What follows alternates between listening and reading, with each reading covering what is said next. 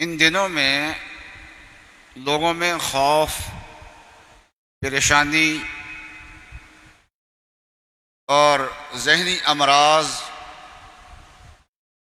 یہ چیزیں نظر آ رہی ہیں۔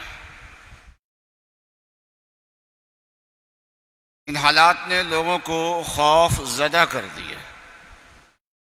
کچھ خوف زدہ تو ہیں موجودہ حالات سے، اور کچھ خوف ہے مستقبل کے خطرات سے۔ کاروبار چل نہیں رہا، آج پیسہ ہے کل کو کیا ہوگا، پرسوں کو ہمارا کیا بنے گا، اور تعلیم حاصل کر لی ہے، ڈگری مل گئی ہے، جاب مل نہیں رہی، اور جن لوگوں کو ملی ہوئی ہے ان کو بھی ادارے فارغ کر رہے ہیں۔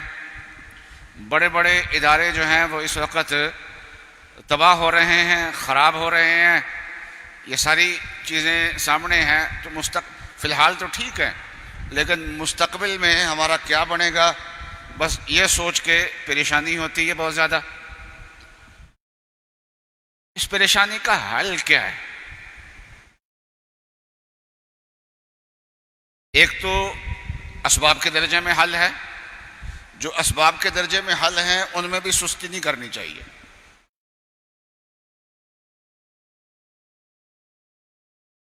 ان میں بھی آدمی کو ہمت سے کام لینا چاہیے، ہاتھ پہ ہاتھ رکھ کے نہیں بیٹھنا چاہیے۔ جو ہو سکتا ہے وہ جائز طریقے سے، جو انسان کو جائز طریقے سے جو تدبیر ہو سکتی ہے مستقبل کے خطرات سے بچنے کے لیے یا موجودہ حالات سے نکلنے کے لیے، تو ان تدابیر کو اختیار کرنا چاہیے۔ جن تدابیر سے فائدے کی ہمیں توقع ہے وہ تو کرنی ہی ہے، جن تدابیر سے ہمیں فائدے کی توقع بہت زیادہ نہیں ہے، لیکن ان تدابیر کو بھی اس لیے اختیار کیا جا سکتا ہے کہ فائدہ دینے والے تو اللہ تعالیٰ کی ذات ہے نا، تو وہ کمزور تدبیر میں بھی فائدہ دے سکتے ہیں۔ رسول اللہ صلی اللہ علیہ وسلم کا ارشاد ہے، احرص علی ما ینفعک، جس چیز سے تجھے فائدہ ہوتا ہے اس کا تو حریص ہو، کوشش کر۔ ولا تعجز، اور عاجز ہو کے نہ بیٹھو، ہاتھ پہ ہاتھ رکھ کے نہ بیٹھو، کوشش کرنی چاہیے، محنت کرنی چاہیے، موجودہ حالات سے نکلنے کے لیے بھی، مستقبل کے خطرات سے بچنے کے لیے بھی۔ اور روحانی طور پہ اس کا حل کیا ہے؟ وہ ہے تعلق مع اللہ۔ جب تک دنیا میں ہیں ناگوار حالات آتے رہنے ہیں، اور دنیا کے اندر کوئی انسان مالداری میں کس درجے تک پہنچ جائے یا اقتدار میں اعلیٰ سے اعلیٰ درجے تک پہنچ جائے، ناگواریاں اس کو پیش نہ آئے، ایسا نہیں ہو سکتا۔ دنیا میں ناگواریاں پیش آنی ہیں۔ ایک ادارے کا سربراہ ہوتا ہے، ایک اس کے مزدور ہوتے ہیں۔ مزدور کی پریشانی اور ہوتی ہے، سربراہ کی پریشانی اور ہوتی ہے۔ اس کے افکار اور اس کی روٹی کی فکر ہوتی ہے، اس کو بہت زیادہ فکر ہوتی ہے۔ تو فکروں سے اور ناگوار حالات سے کوئی بچا ہوا نہیں ہے۔ ہاں، ان میں پریشان نہ ہو۔ ناگوار حالات پیش آنا یہ اور چیز ہوتی ہے، پریشان ہونا اور چیز ہوتی ہے۔ تو پریشانی سے ناگوار حالات تو پیش آئیں گے، وہ تو رسول اللہ صلی اللہ علیہ وسلم کو بھی پیش آئے، بلکہ انبیاء علیہ السلام کو سب سے زیادہ پیش آتے ہیں۔ ان اشد الناس بلاء الانبیاء، تو سب سے زیادہ مصیبتیں تو انبیاء علیہ السلام پہ آتی ہیں۔ ثم الامثل فالامثل، پھر جتنا کوئی آدمی انبیاء علیہ السلام کے مشابہ ہوتا ہے ان پہ سختیاں اور پریشانیاں آتی ہیں۔ اہل بیت وہ رسول اللہ صلی اللہ علیہ وسلم کے دین کے بھی وارث ہیں، رسول اللہ صلی اللہ علیہ وسلم کا خون بھی ان کی رگوں میں چل رہا تھا۔ ان پہ جو مشکلات پیش آئی ہیں اس کا کوئی دوسرا تصور بھی نہیں کر سکتا۔ تو حالات پیش آنا اور چیز ہوتا ہے، لیکن پریشان ہونا اور چیز ہوتا ہے۔ پریشان وہ ہوتا ہے جس کو اللہ سے تعلق نہیں ہے، جتنا اللہ سے تعلق زیادہ ہوگا اتنا پریشانی میں کمی آئے گی۔ تعلق ایمان اللہ میں سب سے پہلی چیز تو ایمان ہے، پھر اللہ سے تعلق میں جو چیز فرض ہے وہ فرض کے درجے میں نماز ہے، نماز کے بعد پھر ذکر اللہ ہے، اللہ تعالیٰ کا ذکر ہے، لیکن اصل تعلق دل سے ہوتا ہے، دل میں اللہ کی محبت ہو، اور یہ محبت ایک ایسی چیز ہے کہ از محبت تلخہا شیریں شود، محبت سے کڑوی چیزیں میٹھی ہو جاتی ہیں۔ یہ جو سنا ہوا نا کہ اللہ سے سب کچھ ہونے کا یقین اور غیر اللہ سے کچھ نہ ہونے کا یقین، یہ بہت اچھی چیز ہے، لیکن یہ اس وقت اچھی ہے جب ساتھ اللہ کی محبت بھی ہو۔ جب یہ یقین ہوگا سب کچھ اللہ کی طرف سے ہو رہا ہے اور ادھر سے اللہ سے محبت بھی ہوگی، تو محبوب کے ہاتھ سے جو کچھ بھی پہنچتا ہے وہ اچھا ہی لگتا ہوتا ہے، کڑوی چیز بھی اس کے ہاتھ سے اچھی ہی لگتی ہوتی ہے۔ محبوب کے ہاتھ سے تو کسی کے چٹکی کاٹے نا جسم پہ تو اس کو تکلیف ہوتی ہے، لیکن یہی چٹکی محبوب کاٹ دے تو اچھی لگتی ہے۔ تو از محبت تلخاش، تو اللہ تعالیٰ سے محبت اور اللہ سے سب کچھ ہونے کا یقین ہے، اور محبت میں بہت نچلے درجے پہ ہے، تو شکوے پیدا ہو جائیں گے اللہ تعالیٰ سے، اس کو پھر وہ یقین جو ہے نا اس کے شکوے پیدا کر دے گا۔ نہیں، اللہ تعالیٰ سے سب کچھ ہونے کا یقین، ساتھ اللہ تعالیٰ کی محبت بھی کہ جو کچھ ان کی طرف سے ہوتا ہے سب کچھ خیر ہوتا ہے، اور ساتھ ساتھ یہ یقین کہ جو چیز بھی غیر اختیاری طور پہ مجھے پیش آ رہی ہے وہ یقیناً میرے لیے خیر ہے، احتمال نہیں، یقیناً میرے لیے خیر ہے۔ اللہ تعالیٰ جو کچھ بھی کرتے ہیں، جو چیز ہمارے اختیار میں نہیں ہوتی، بیماری ہے، صحت ہے، زندگی ہے، موت ہے، ہر چیز خیر ہے۔ جو آدمی جس وقت مرا ہے وہ اسی کے لیے وہی وقت خیر ہے۔ کوئی 90 سال کی عمر میں مر رہا ہے اس کے لیے وہی وقت خیر ہے، کوئی 88 سال کی عمر میں مر رہا ہے اس کے لیے وہی وقت خیر ہے، کوئی 60 سال کی عمر میں مر رہا ہے اس کے لیے وہی خیر ہے، کوئی عین جوانی کے اندر دنیا سے چل جاتا ہے اس کے لیے اور پیچھے والوں کے لیے وہی خیر ہے، اور کسی کا بچہ فوت ہو جاتا ہے تو صدمے کی چیز ضرور ہے لیکن ہے خیر۔ بہت ساری چیزیں خیر ہوتی ہیں لیکن تکلیف دہ ہوتی ہیں، جو ڈاکٹر ٹیکا لگاتا ہے وہ خیر ہی ہے نا، لیکن تکلیف تو ہوتی ہے اس سے، تکلیف اور چیز ہوتی ہے، اور خیر ہونا شر ہونا یہ دوسری چیز ہوتی ہے۔ پسندیدہ ہونا کسی چیز کا اور چیز ہوتا ہے، خیر اور شر ہونا یہ اور چیز ہوتا ہے۔ یہ اصول حق تعالی شانہ نے بیان فرمایا ایک جگہ، فما عسى ان تکرہوا شیئا، ہو سکتا ہے کہ تم ایک چیز کو ناپسند سمجھو، وَهُوَ خَيْرٌ لَكُمْ، وہ تمہارے لیے بہتر ہو۔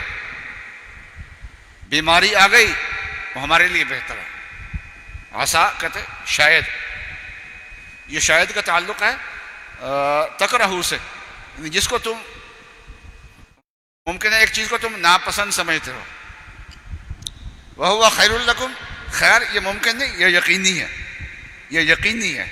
عسا ان تکرہوا شیئا وَهُوَ خَيْرٌ لَكُمْ، شاید کہ ایک چیز کو تم ناپسند سمجھو اور ہو وہ تمہارے لیے بہتر۔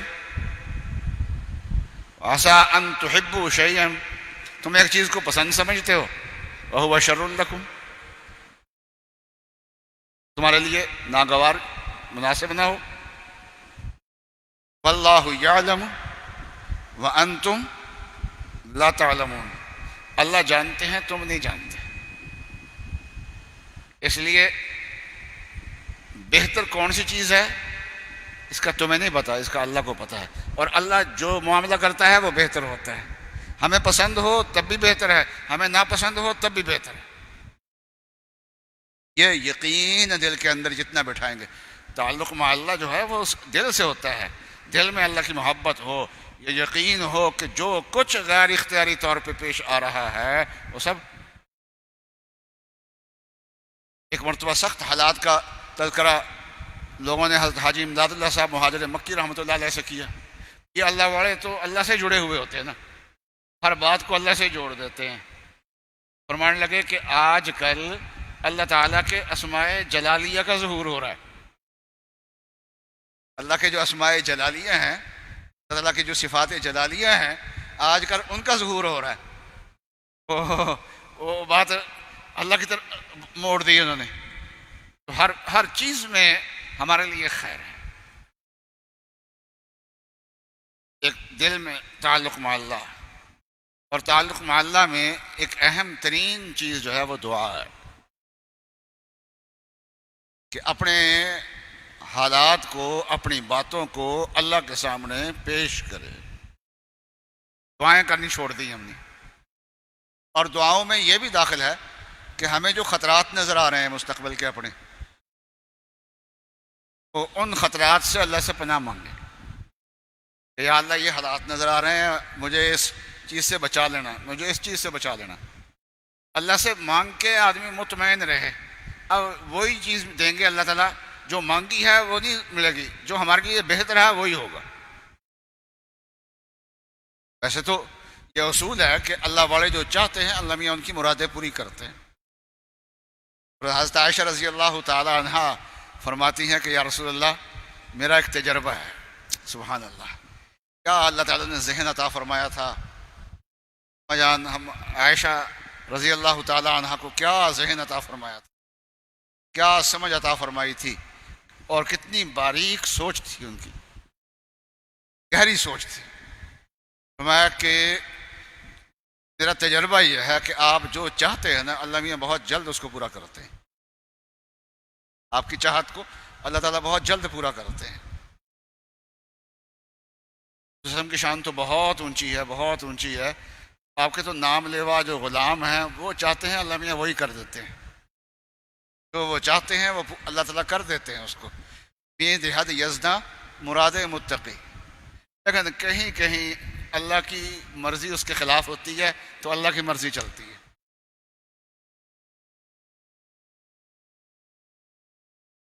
رسول اللہ صلی اللہ علیہ وسلم قریش کے ایک تجارتی قافلے کے تعاقب میں 313 کے قریب صحابہ کو لے کے تشریف لے گئے تھے. تو جس مقصد کے لیے تشریف لے گئے تھے وہ مقصد تو پورا نہیں ہوا. وہ قافلہ بچ کے ایک طرف کو نکل گیا، اور مکے کے 1000 لوگ جو ہیں وہ جنگ کے لیے آ گئے. اب مسلمانوں کے سامنے دونوں چیزیں ہی ہیں، نفیر قریش، عیر قریش تجارتی قافلہ، اور نفیر قریش وہ جو 1000 کا لشکر آیا ہے. اب تعالی شانہ نے، اب مسلمانوں کے سامنے دو امکانات تھے، یا ان سے لڑائی ہوگی یا وہ تجارتی قافلہ ہمارے ہاتھ آئے گا تو مال ہاتھ آ جائے گا ہمیں. حق تعالی شانہ نے ابتداءً یہ وعدہ فرمایا کہ ان دو میں سے ایک تمہیں دے دیں گے، ہم ان دو میں سے ایک پہ غلبہ دے دیں گے. تو قرآن میں ہے کہ حق تعالی شانہ فرمایا کہ تم یہ تمنا کر رہے تھے کہ انا غیر ذات الشوکۃ تکون لکم وَإِذْ يَعِدُكُمُ اللَّهُ إِحْدَى الطَّائِفَتَيْنِ أَنَّهَا لَكُمْ. اللہ تعالیٰ نے یہ وعدہ کر لیا تھا کہ ان دو میں سے ایک تمہیں ضرور ملے گا. وَتَوَدُّونَ أَنَّ غَيْرَ ذَاتِ الشَّوْكَةِ تَكُونُ لَكُمْ. جب اللہ نے یہ وعدہ کیا نا کہ ان دو جماعتوں میں سے ایک پہ تمہیں غلبہ دے دیں گے، یہ چاہتے تھے کہ جس میں کانٹا نہیں ہے نا اس جماعت پہ غلبہ ہمیں مل جائے، یعنی تجارتی قافلے پہ میں کانٹا نہیں ہے. فش کھانے کے لیے ہو لیکن کانٹا بیچ پہ نہ ہو، کھانے کا مزہ زیادہ ہوتا ہے، بعضوں کو آتا ہے. جس میں کانٹا نہیں ہے اس جماعت پہ غلبہ مل جائے. اب یہ چاہنے والے کون ہیں؟ وہ صحابہ جو بدری ہیں. دنیا کے اولیاء اللہ میں، انبیاء کے بعد اولیاء اللہ میں سب سے اونچا مقام پھر بدریین کا ہے. دنیا کے ایک ولی نہیں ہے، دنیا کے جو بہترین اولیاء اللہ کی پوری جماعت ہے وہ موجود ہے. ان کی ایک خواہش ہے جس کو اللہ میاں خود بیان فرما رہے ہیں وَإِذْ يَعِدُكُمُ اللَّهُ إِحْدَى الطَّائِفَتَيْنِ أَنَّهَا لَكُمْ وَتَوَدُّونَ أَنَّ غَيْرَ ذَاتِ الشَّوْكَةِ تَكُونُ لَكُمْ، تم چاہتے تھے کہ جس میں کانٹا نہیں ہے وہ جماعت ہمیں مل جائے، لیکن اللہ کچھ اور چاہتے تھے۔ وَيُرِيدُ اللَّهُ أَن يُحِقَّ الْحَقَّ بِكَلِمَاتِهِ، اللہ میاں چاہتے تھے آج حق کا حق ہونا واضح ہو جائے۔ وَيُرِيدُ اللَّهُ أَن يُحِقَّ الْحَقَّ بِكَلِمَاتِهِ، آج اللہ میاں جو ہے وہ اپنے کیا ہے حق والوں کا حق ہونا آج واضح کرنا چاہتے تھے، اس لیے صحابہ کی چاہت کچھ اور تھی، اللہ کی چاہت کچھ اور تھی، خیر اسی میں تھے جو اللہ کی چاہت تھی۔ ہم کیا چیز ہیں؟ یقین۔ اگلا نمبر ایک دعائیں مانگنا، ایمان، نماز، اللہ کی محبت، اور جو کچھ غیر اختیاری طور پہ پیش آ رہا ہے اس کے بارے میں یہ یقین کہ چاہے مجھے ناگوار ہے لیکن اس میں خیر ہے، پکا یقین اس میں، اس کو بٹھا لے اپنے ذہن کے اندر۔ اور اس کے علاوہ کچھ اور بھی چیزیں ہیں، وہ ہے کہ رسول اللہ صلی اللہ علیہ وسلم اپنی کچھ زندگی میں تھوڑی سی تبدیلی اور بھی کرنے کی ضرورت ہے۔ وہ کیا ہے؟ فرمایا من جعل الہموم ہما واحدہ ہم آخرتہ کفاہ اللہ ہم دنیاہ، جو آدمی سارے فکروں کو چھوڑ کے ایک فکر اپنا لے، وہ ہے آخرت کی فکر، کہ میری آخرت سنور جائے، مجھے وہاں نجات مل جائے، بس اس چیز کی فکر لگ جائے۔ تو فرمایا کہ اللہ تبارک و تعالی دنیا کے غموں کی کفایت فرما دیتے ہیں، دنیا اس کے کام بنا دیتے ہیں۔ اور فرمایا کہ جو آدمی دنیا کے غموں کے پیچھے دوڑتا ہے تو اللہ حق تعالی شانہ پرواہ بھی نہیں کرتے کہ کس وادی میں ہلاک ہو رہا ہے۔ آج آخرت کا فکر چھوڑ کے دنیا کی دوڑ میں لگے گئے ہیں ہم، اس کا انجام یہ ہے کہ اللہ کی مدد تو ساتھ نہیں ہوگی۔ اللہ تعالیٰ کہیں گے او جا جس کھوچ جا کے ڈگنا ڈگ جا کے، تو جس کنویں میں جا کے گرنا ہے گر جا کے، اس فکر اللہ کی مدد ہٹ جائے، پھر اس کو سکون مل جائے، اطمینان مل جائے، یہ ہو سکتا ہی نہیں۔ آخرت کا فکر، جائز ناجائز کا فکر، اور آخرت جب سنوارنی ہو نا تو ایک تو ہے اللہ کے فرائض پورا کرنا، معاصی سے بچنا، گناہوں سے بچنا، خصوصیت سے حقوق العباد سے۔ آج رسول نے سوال فرمایا تم جانتے ہو مفلس کیسے کہتے ہیں؟ صحابہ نے عرض کیا ہم مفلس اسے کہتے ہیں جس کے پاس پیسہ نہ ہو، غریب، مفلس، تنگ دست۔ فرمایا یہ نہیں، مفلس وہ ہے جو پہاڑوں جیسی نیکیاں لے کے آئے گا وہاں آخرت میں، لیکن دنیا میں کسی کو تمانچہ مارا ہوگا، کسی کو ٹانگ ماری ہوگی، کسی کو کچھ مارا ہوگا، کسی سے لڑائی کی ہوگی، کسی کا حق مار لیا ہوگا، صاحب حقوق اپنے حق مانگنے کے لیے آئیں گے، اس کی نیکیاں اٹھا اٹھا کے ان کو دی جائیں گی، اس کی نیکیاں ختم ہو جائیں گی، لیکن مطالبہ کرنے والوں کے مطالبے ابھی ختم نہیں ہوئے ہوں گے، تو اللہ تعالیٰ پھر اس کے گناہ اس کے نامہ اعمال میں ڈالیں گے، اور یہ گناہوں کا انبار لے کے دوزخ میں جا رہا ہوگا۔ یہ کسی کے حق کو نہ مارو کبھی بھی، یہ اللہ جس کو آخرت کی فکر لگی ہوگی وہ کبھی کسی کا حق نہیں مارے گا۔ ہمارے دکاندار جو ہیں وہ لوگوں کے سرمایہ سے، جو لوگ سپلائی دیتے ہیں ان کو مال دیتے ہیں، تو ان کا پیسہ اپنے نیچے رکھتے ہیں، ہاتھ کے نیچے رکھتے ہیں، کچھ 5 لاکھ 10 لاکھ رکھ کے پھر جو زیادہ ہے وہ ادائیگیاں شروع کرتے ہیں۔ گویا کہ یہ کسی کا پیسہ بغیر اس کی دل کی خوشی کے ساتھ اپنے پاس رکھنا ٹھیک نہیں ہے، یہ حرام ہے۔ اب 10 لاکھ جو ہم نے کسی کا نیچے رکھا ہوا ہے تو اس سے جو کما رہے ہیں وہ حرام کما رہے ہیں اس وقت۔ کسی کا حق نہ مارو کبھی بھی۔ یہ جو چپ ہے وہ خوشی سے تھوڑا چپ ہے، وہ پتا ہے کہ آج کل کاروبار کا رواج ہی یہ ہے،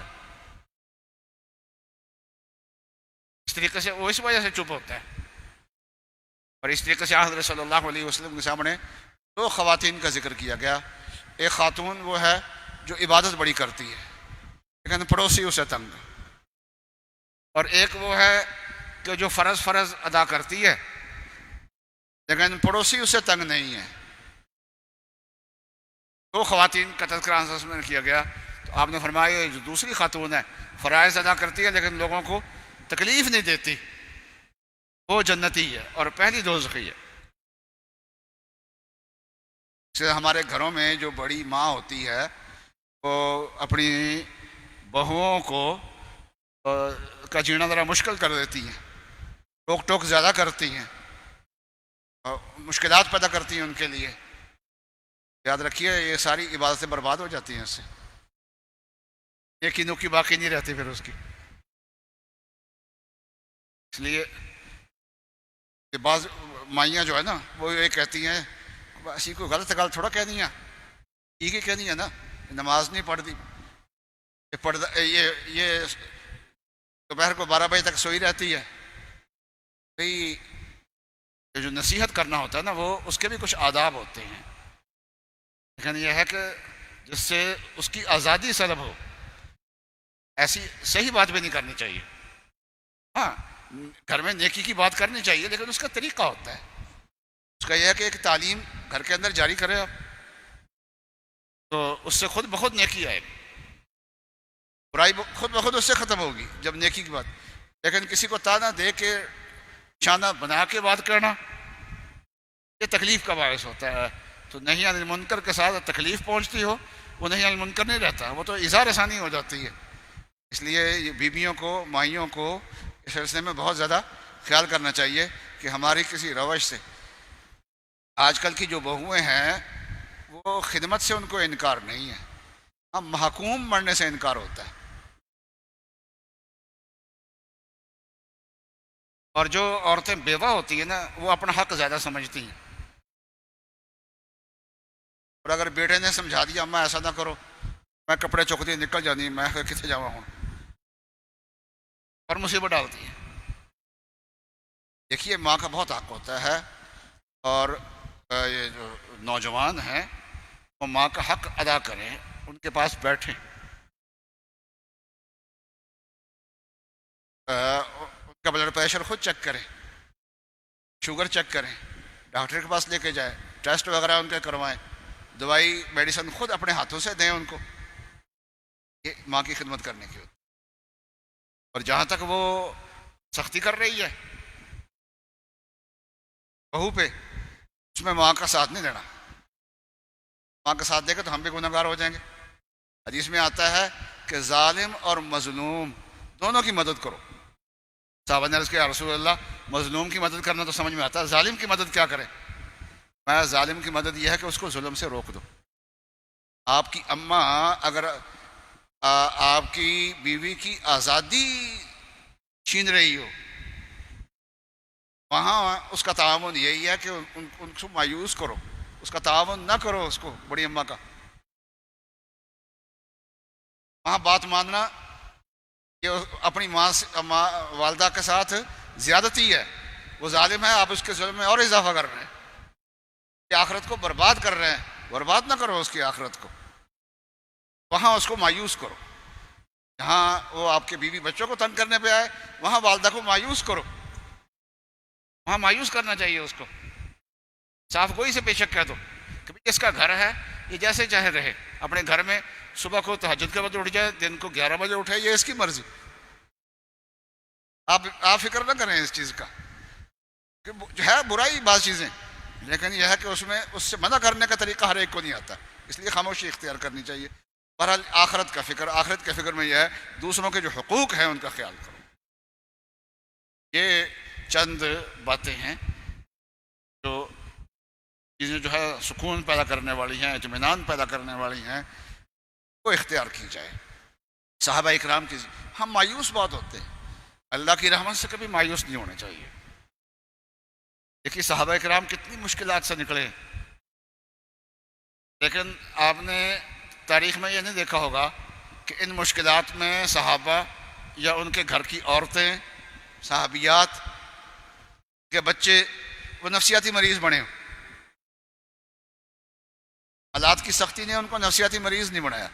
رسول اللہ صلی اللہ علیہ وسلم کی خلق عظیم کا ایک اثر صحابہ کے اندر یہ جھلک نظر آئی کہ صحابہ جو ہے وہ ان مشکلات سے وہ نفسیاتی مریض نہیں بنے. جب باقاعدہ جہاد شروع ہوا تو کیا انہوں نے جہاد، لیکن اس سے پہلے مکے کے اندر رہتے ہوئے حضرت بلال تلوار لے کے جاتے، جہاں مجمع لگا ہوتا 8-10 کی گردنیں اتار دیتے، وہ لوگ ان کو مار دیتے، ادھر سے 10 کافر مر جاتے، ان کو شہادت کا اجر میں، یہ شہید ہو جاتے تو ان کو شہادت کا اجر مل جاتا، مصیبتوں سے جان چھوٹ جاتی. نہ، مکے کے اندر کبھی کوئی کاروائی صحابہ نے نہیں کی.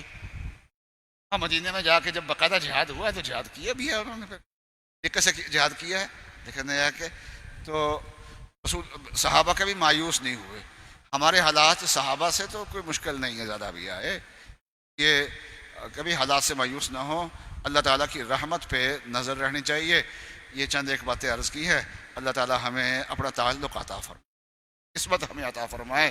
وآخر دعوانا الحمدللہ رب